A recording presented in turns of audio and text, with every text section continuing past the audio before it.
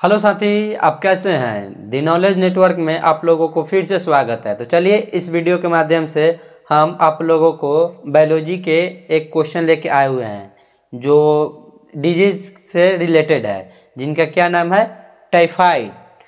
तो इस वीडियो के माध्यम से हम लोग टाइफाइड की पूरी जानकारी ले लेंगे कि टाइफाइड होता है तो क्यों होता है, इसका कारण क्या होता है, इसका उपचार भी क्या होता है, प्राथमिक उपचार भी बताएंगे, एक दवा के नाम भी इसमें बताएंगे। ठीक, तो चलिए हम लोग बिना टाइम गंवाए हुए इस वीडियो को स्टार्ट करते हैं। और आप इस वीडियो को लास्ट तक देख लीजिएगा। तो आप यदि बिहार बोर्ड क्लास 12 के छात्र हैं तो यदि इस क्वेश्चन इस साल बिहार बोर्ड में आ गया तो आप छोड़कर आइएगा नहीं। तो चलिए हम लोग बिना टाइम गंवाए हुए इस वीडियो को स्टार्ट करते हैं। तो क्या इस टॉपिक का नाम है टाइफाइड। क्या? टाइफाइड। टाइफाइड। तो सबसे पहले हम लोग जानेंगे कि टाइफाइड होता क्या है। क्या? तो टाइफाइड होता क्या है। तो टाइफाइड एक बुखार है। क्या? टाइफाइड एक बुखार है, ये कोई बड़ा रोग नहीं है। तो टाइफाइड होता है क्या? तो टाइफाइड एक बुखार है। तो ये कैसे होता है, ये क्यों होता है? ठीक, तो इसमें सल्मोनेला टाइफाइड नामक एक जीवाणु होता है। क्या? सल्मोनेला नामक टाइफाइड एक जीवाणु होता है, या एच टाइफाइड के नाम से भी हम लोग कह सकते हैं, एच टाइफिस, यानी सल्मोनेला टाइफाइड। क्या? सल्मोनेला टाइफ, इसका पूरा नाम क्या होता है?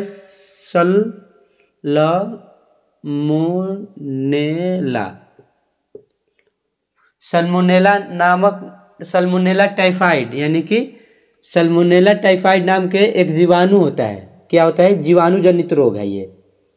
सल्मोनेला जीवाणु, सल्मोनेला नामक टाइफाइड एक जीवाणु है, वो इसके कारण ये टाइफाइड नामक रोग होता है। तो इसमें क्या होता है, तो ये किसको पहले संक्रमित करता है हम लोग ये जानेंगे। तो ये सबसे पहले छोटी आंत को संक्रमित करता है। तो छोटी आंत में क्या होता है, यदि आप क्लास 12 में आए तो ये आप पूरी तरह अच्छी तरह से जाने होंगे कि छोटी आंत क्या होता है, इसमें क्या काम होता है। तो ये पहले छोटी आंत को ही इफेक्टेड करता है, यानी कि छोटी आंत जो होता है उस पर ये आक्रमण करता है। तो क्या होता है, पहले इसका नाम जान लीजिए। एच टाइफाइड या सल्मोनेला टाइफाइड नामक जीवाणु है। ये जीवाणु है, इसके कारण ये रोग उत्पन्न होता है। ये किस पर अटैक करता है? तो छोटी आंत पे, छोटी आंत पे ये अटैक करता है। ठीक, ये छोटी आंत पर अटैक करता है। ये 3 स्टेज जान लीजिए और लिखते समय आप आराम से लिख लीजिएगा कि टाइफाइड सल्मोनेला नामक जीवाणु जनित रोग है। ये सबसे पहले छोटी आंत पर आक्रमण करता है, ये लिख लीजिएगा। ठीक, उसके बाद हम लोग इसको जानेंगे, लक्षण के बारे में हम लोग जानेंगे कि इसका लक्षण क्या होता है। देखिए, यदि आप इसको बढ़िया से जान रहे होंगे तो इसका लक्षण आप आराम से लिख लीजिएगा। तो सबसे पहले जानिएगा कि सल्मोनेला नामक टाइफाइड जो जीवाणु है वो छोटी आंत को ग्रसित करता है। ठीक, छोटी आंत को ग्रसित करता है। तो इसका लक्षण क्या होगा, हम कैसे जानेंगे कि टाइफाइड हो गया। तो सबसे पहले इसमें कारण क्या होता है, लक्षण। इसका लक्षण तो पहला में सर दर्द, सिर दर्द की बीमारी होता है, सिर दर्द। देखिए, आप एक बीमारी को लेकर आप ये नहीं कह सकते हैं कि टाइफाइड ग्रसित है। ठीक, उसमें बहुत सारा लक्षण है। सर दर्द हो गया, उसके बाद हो गया मांसपेशियों में तनाव। क्या? पेशिया में तनाव,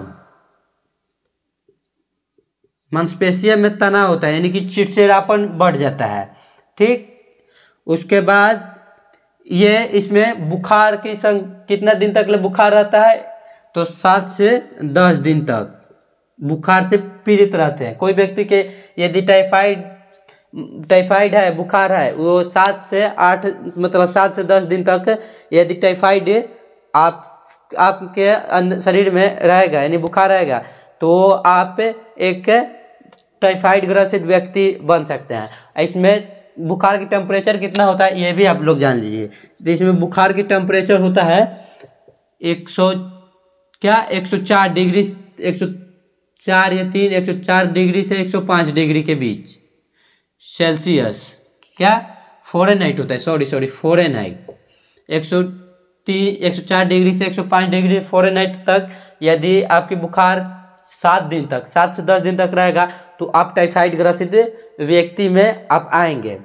ठीक, तो ये आपके क्या होगी, ये लक्षण हो गया, ये भी लक्षण हो गया, ये 4 लक्षण 5 लक्षण लिख दीजिएगा। ठीक, उसके बाद इसमें होता है यदि थकान भी महसूस होगा, बुखार लगेगा तो ठंडा भी लगेगा, आप कँपाने लगिएगा। ठीक, तो ये आप इतना सारा लक्षण लिख सकते हैं। ठीक, अब लक्षण हो गया तो इसके हम एक दवा का नाम बताएंगे कि ये इसका एक उपचार है जो क्या एंटीबायोटिक लेकर खा लीजिएगा। क्या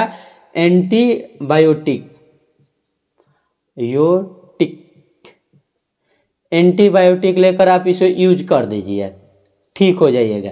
ठीक, यदि आपकी मान लीजिए उस समय आप ये एंटीबायोटिक लेकर खा लीजिए, मान लीजिए कि ये वीडियो इसी मतलब वैसा भी लड़का देख रहा होगा या वैसा एरिया में भी ये वीडियो चल रहा होगा कि जहाँ मतलब दवाई खाना नाम का कोई चीज़ भी नहीं होगा, तो उसका हम लोग औषधि बता रहे हैं कि मान लीजिए कि एंटीबायोटिक है तो वो बनता कैसे एंटीबायोटिक, किस घास फूस के माध्यम से वो एंटीबायोटिक बनता है। तो यह एंटीबायोटिक बनता है किसके कारण था, तुलसी का नाम सुने हैं, तुलसी जी का पेड़ जिसको हम लोग पूजा करते हैं। ठीक, उसमें तुलसी का पेड़, क्या तुलसी जी हम लोग कहते हैं, तुलसी जी का पेड़, एक लहसुन,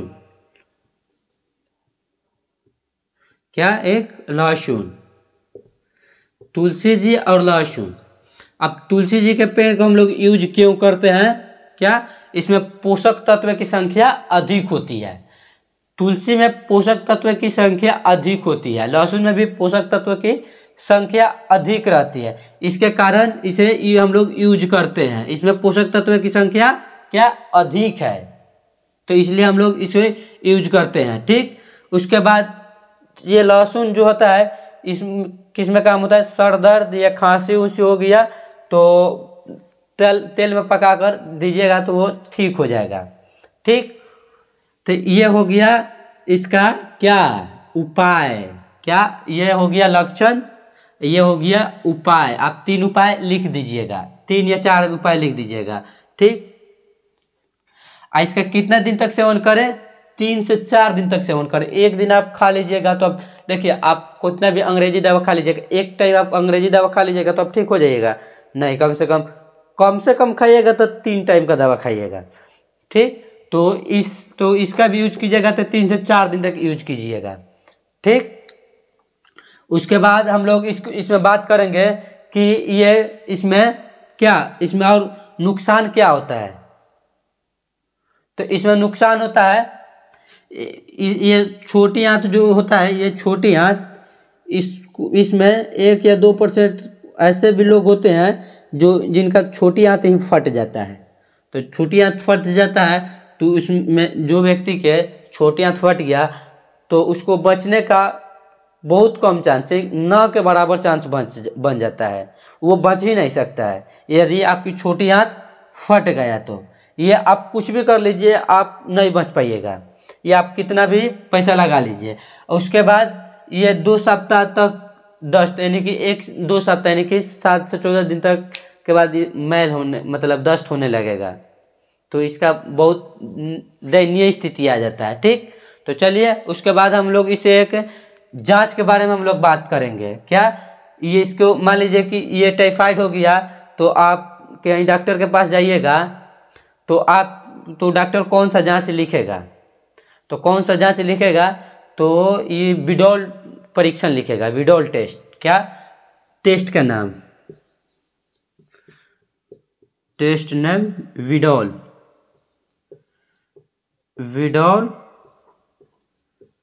टेस्ट लिखेगा। तो विडोल टेस्ट लिखेगा तो मान लीजिए कि आप यदि जांच घर में गए और जांच करवा लिए, तो उसका अनुपात कैसे रखेगा, क्या आप विडोल टेस्ट का अनुपात किस प्रकार रखेगा उसको हम लोग जानेंगे। तो इसका अनुपात लिखेगा 1:20, क्या 1:20, 1:40 या 1:60। ये रेशियो, अनुपात को हम लोग इंग्लिश में रेशियो भी बोलते हैं। इसी के मतलब इसी के रेंज में रहेगा, या 1:18 होगा। ठीक, यदि इस ये आपके क्या परीक्षण का मतलब कि मात्रक हो गया कि यदि आपके ऐसे मतलब इतना मात्रक में रहेगा तो आप सही में, अगर जो इससे ऊपर अप डाउन हुआ तो आप टाइफाइड ग्रसित हो जाएंगे। ठीक, उसके बाद इसमें मान लीजिए कि ये 1:20 है, या 1:60 है, या 1:80 है, तो ये क्या है। ठीक, ये क्या है, तो ये 1 रेशियो, पहले ये एंटीजन है, ऑक्सीजन एंटीजन है, ये हाइड्रोजन एंटीजन है। क्या ये ऑक्सीजन एंटीजन है, एक क्या एक ऑक्सीजन एंटीजन है और एक हाइड्रोजन एंटीजन है। ठीक, तो चलिए यदि ये वीडियो आप पूरी तरह समझ गए, ये बोर्ड में लिखना है तो आप आराम से इसको जो इसे हम बताए हैं उससे आप कॉलम बनाकर आराम से लिख सकते हैं अपनी भाषा में। तो यदि ये वीडियो अच्छा लगे तो आप अपने दोस्तों के पास शेयर करें और मुँह ज़बानी क्लास में ही याद कराने की तरीका सीखें। ठीक, यदि एक बार रिवाइज कर लीजिए। रिवाइज करने के लिए पहले सल्मोनेला नामक टाइफाइड जीवाणु है, ये छोटे आंत को ग्रसित करता है। इसका लक्षण सिर दर्द, मानसिक में तनाव, 7 से 10 दिन तक बुखार रहेगा, 104 से 105 डिग्री तक क्या टेम्परेचर रहेगा। उसके उपचार में हम लोग एंटीबायोटिक एक दवा ले लीजिएगा। उसके बाद तुलसी का सेवन कीजिए या लहसुन का सेवन करिए। इसमें क्यों कीजिएगा तुलसी और लहसुन का सेवन, तो उसमें पोषक तत्व ज़्यादा होता है। ठीक, ये इतना हो गया। उसके बाद हम लोग विडोल परीक्षण इसके माध्यम से करते हैं। तो विडोल परीक्षण जो होगा तो उसका रेशियो कैसे पड़ता है, ये जो रेशियो है ये ऑक्सीजन है, ये रेशियो जो हाइड्रोजन है, ये दोनों एंटीजन का काम करता है। ठीक, ये आपकी क्लास में याद हो गया। तो चलिए ये वीडियो अगर आप अच्छा लगा तो अपने दोस्तों के पास शेयर करें। तो चलिए इस पूरे वीडियो देखने के लिए धन्यवाद।